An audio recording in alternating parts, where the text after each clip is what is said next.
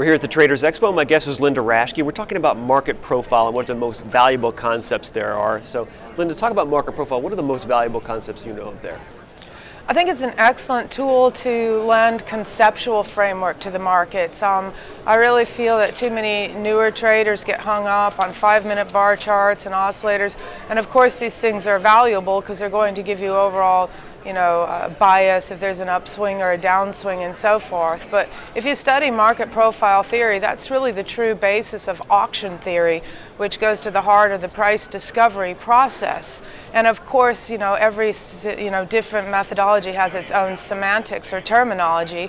So you can find similar things, but a market profile, it takes away the time element and it consolidates the action so that you can see where was the levels that the price traded most about. So you have a central value area, and several key concepts can come out of that. If you push away from a value area, then you can come to a stronger trending environment. Of course, with traditional technical analysis, you would want to see volume confirm that.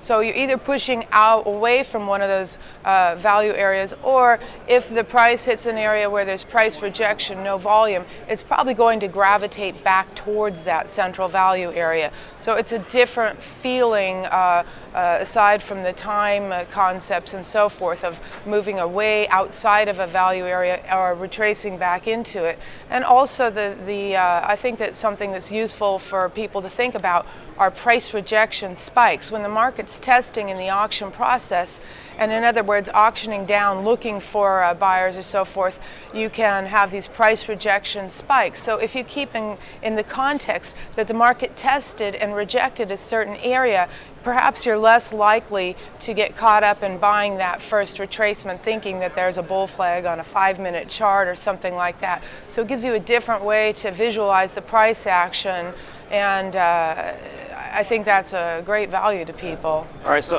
is this available on most software trading platforms? It is, and I have to say honestly, the people that use it either really latch onto it and identify with it. It's not something that you have to use, but I just think that the concepts that it lends to our field of technical analysis or just study of the price behavior are very important because they're free of that time denominator in the same way. Just like point and figure charts are. They're going to give you a different type of representation of the overall price action. Obviously, point and figure is something that's not used so much anymore, but the concepts that you've consolidated for a long time, there's the old saying, the longer the base, the higher up into space, the broader the top, the greater the drop, and the point and figure charts are a way of indicating that.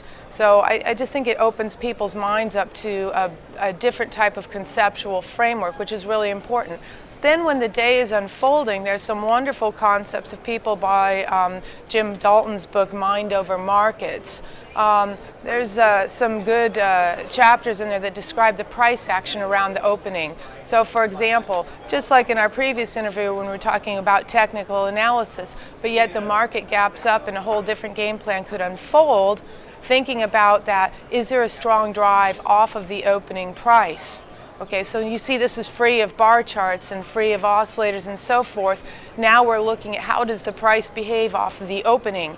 Is there an open drive, in which case it never trades below the opening price, but has a very strong initial 30-minute bar up?